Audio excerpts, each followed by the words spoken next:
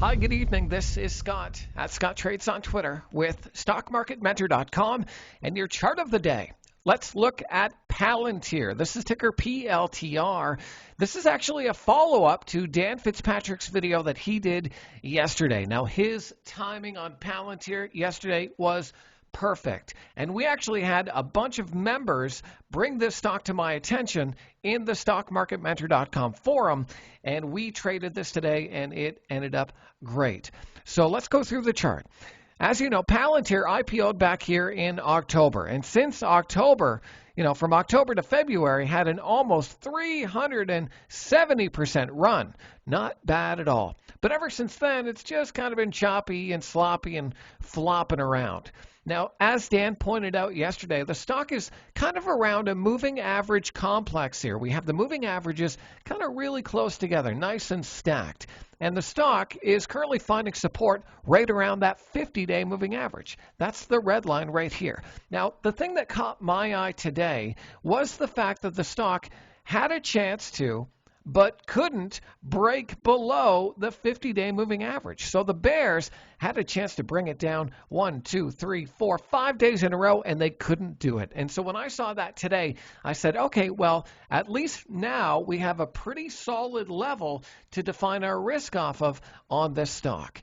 Then I dialed things down to an hourly chart, and you can see this nice hourly downward sloping trend line.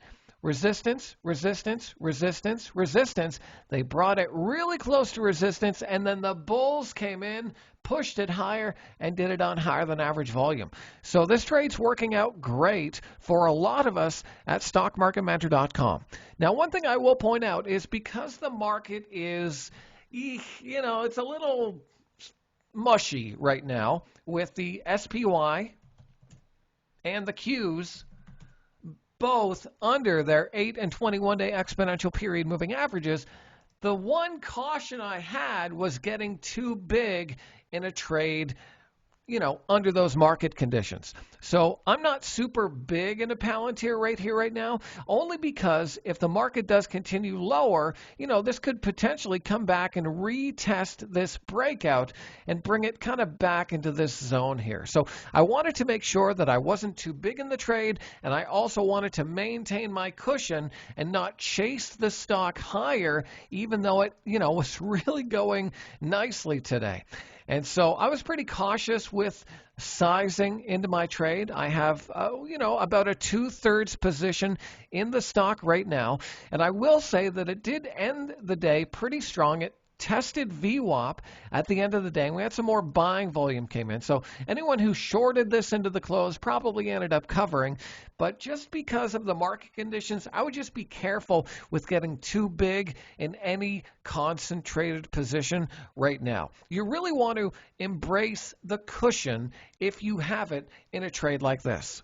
As you know, Palantir can whip around and sometimes outperform the market, but really when it comes down to it, most stocks follow the market. So if the market does continue lower tomorrow, expect a little give back here in Palantir, but ideally we're able to hold above that 50-day moving average. So I hope that's helpful. Hey, give me a follow on Twitter if you don't already, at Scott Trades. And hey, be sure and subscribe to the StockMarketMentor.com YouTube channel and give this video a thumbs up if you liked it. We'll see you next time.